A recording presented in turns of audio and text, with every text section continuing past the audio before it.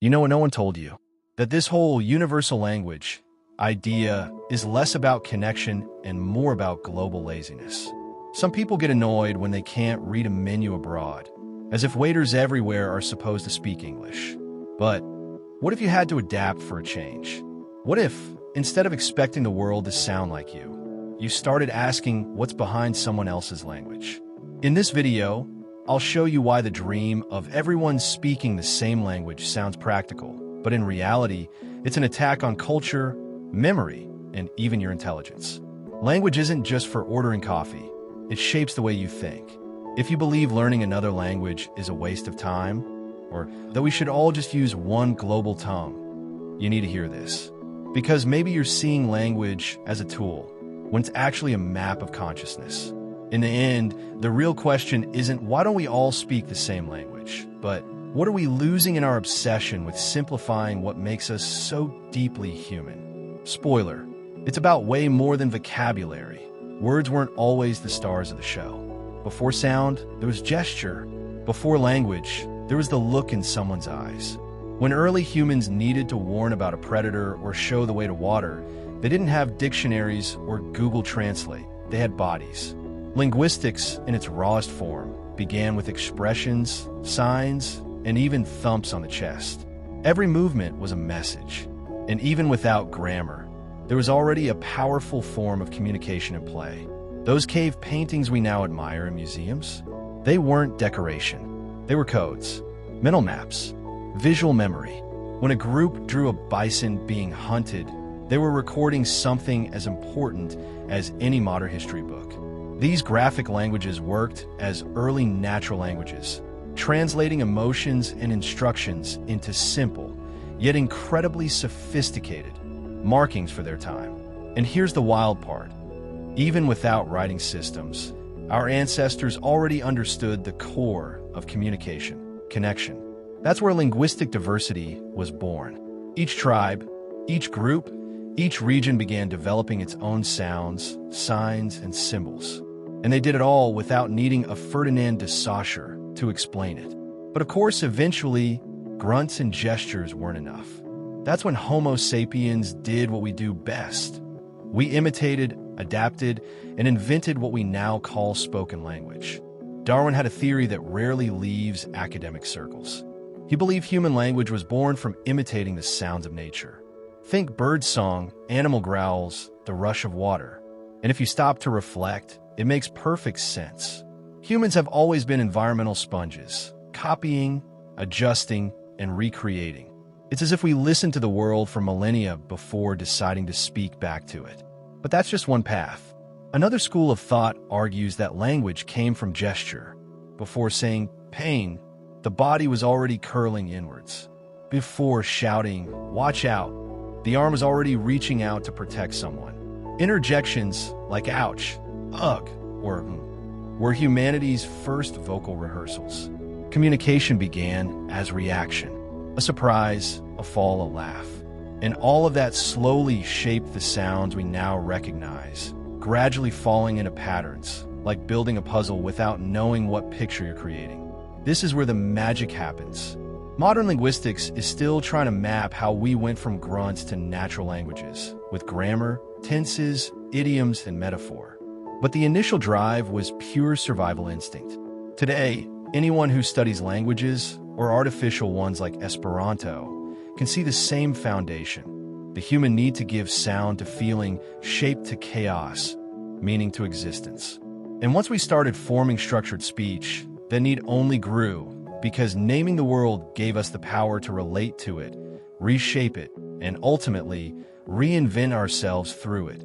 Speech didn't just appear out of nowhere, and it certainly wasn't a gift from the gods. It was sculpted over time, like a stone gradually shaped by the river's flow. In the beginning, the sounds were raw, a mix of hisses, breaths, clicks, and grunts. But then came the creative instinct, the need to name. Name the fruit, the beast, the danger, the love.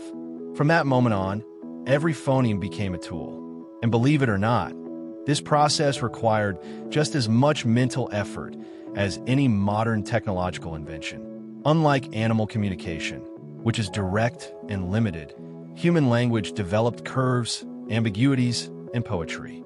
The same sound could mean completely different things depending on tone, intention, or context. That's when linguistics started getting interesting and confusing. A word that comforts today might wound tomorrow. And that's what makes languages feel so alive. They don't just inform, they create worlds. That's what turns every language into a living, breathing work of art. This complexity is no accident. The human brain evolved to handle it, to decode pauses, emphasis, rhythm, emotion. And that's when communication stopped being just about survival. It became a vessel of culture, identity, and power. One example, when you learn a new language, you're not just memorizing vocabulary, but gaining a new lens for reality. And that takes us to a place where the number of languages is almost as wild as human creativity itself. It's astonishing how much the world speaks and how little we truly listen to it. There are over 7,000 languages scattered across the planet, but only a tiny fraction of humanity speaks the majority of them. To be precise, just 6% of the global population speaks more than 90% of all existing languages. What does that mean? That the vast linguistic diversity of our planet is tucked away in villages, forests, islands, and small communities that rarely show up on maps or make headlines. While English dominates the internet and Spanish fills classrooms, thousands of languages are fading with each passing generation. And it's not just sad, it's dangerous.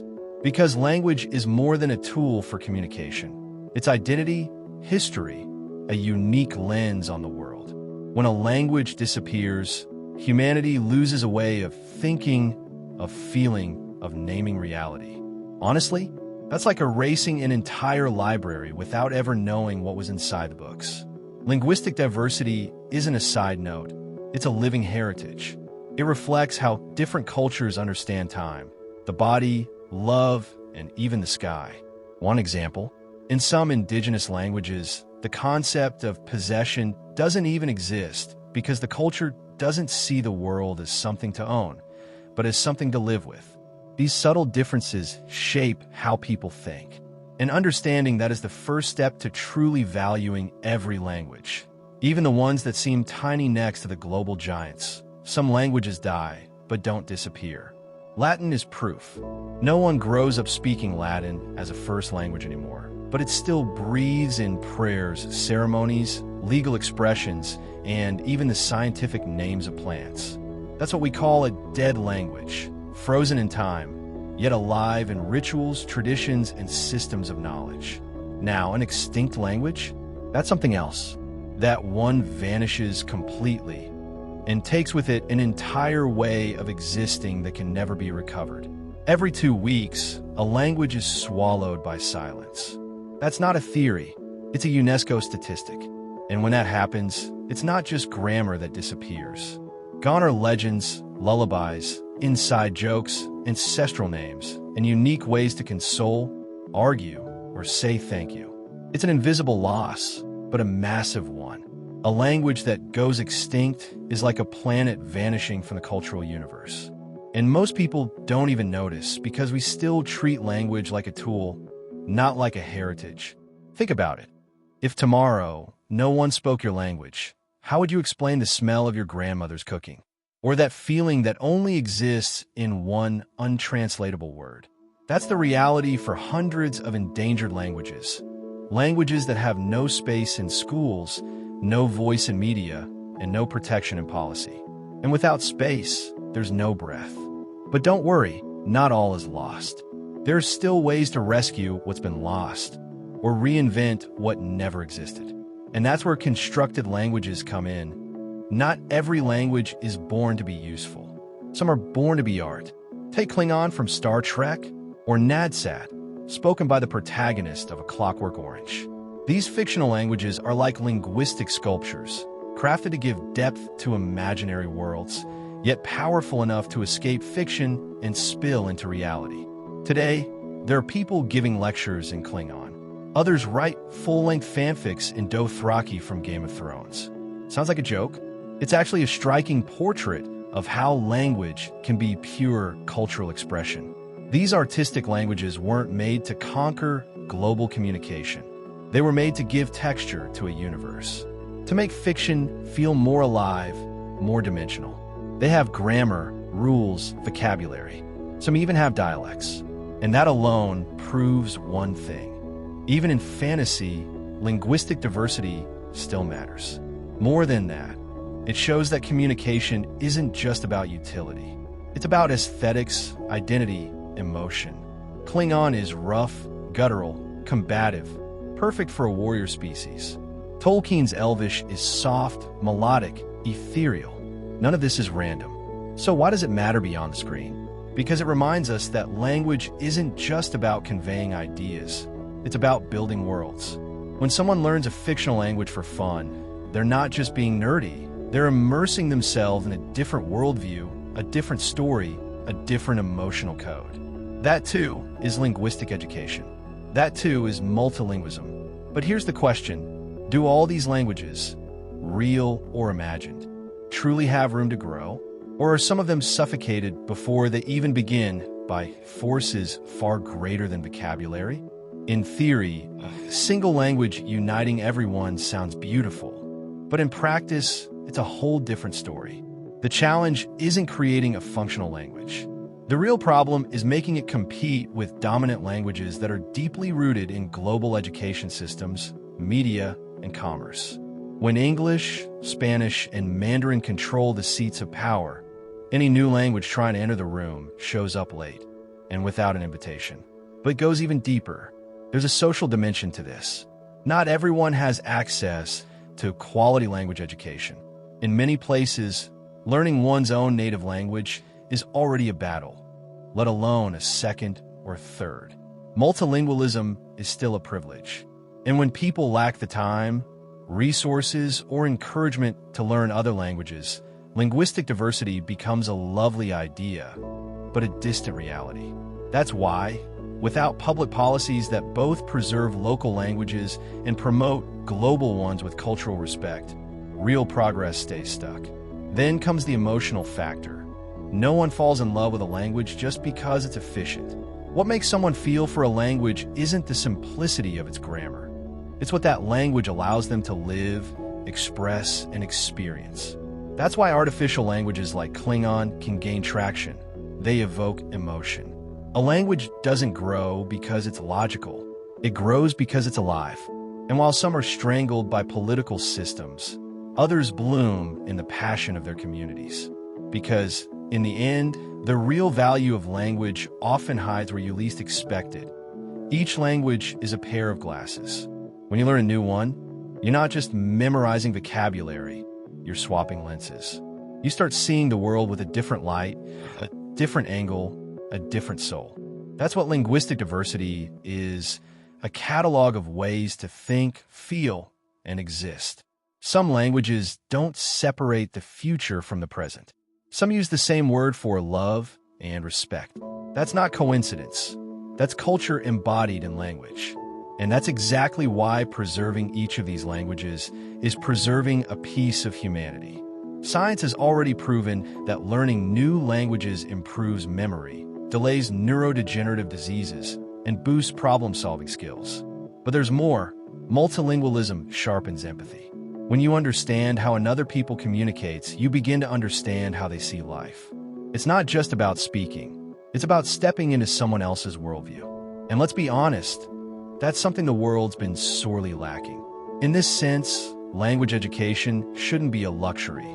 It should be a global priority. So next time someone asks, why learn another language if the whole world speaks English? You'll know exactly what to say. Because despite what they claim, globalization doesn't have to crush smaller voices. It can be the stage where they all echo. And if even Klingon found a place in this world, what's stopping us from truly valuing the natural languages that carry centuries of wisdom? Maybe all that's missing is someone bold enough to say it loud and clear. Screw it. Why doesn't everyone speak the same language? Now that you understand what lies beneath every language, tell me, are you really going to keep ignoring the world's linguistic richness as if it's just weird noise? Or are you ready to start noticing the stories, worldviews, An entire universe is hidden in the words you don't know yet. How many opportunities have you already missed for not speaking another language? And how many more will you keep missing if nothing changes? And more than that, what kind of legacy do you want to leave behind? The one who only followed the dominant language, or the one who learned to listen to the world in more than one frequency? Maybe it's time to take English down from the pedestal, stop underestimating Tupi, Creole, Yoruba, and start seeing that every language is a mirror of something humanity can't afford to lose. If this video challenged you, made you think, or even made you uncomfortable, good. That means it hit where it needed to. So subscribe to the channel, turn on notifications, and keep walking this journey with me. Because here, we don't just learn how to speak, we learn how to think, how to feel, and how to see the world differently.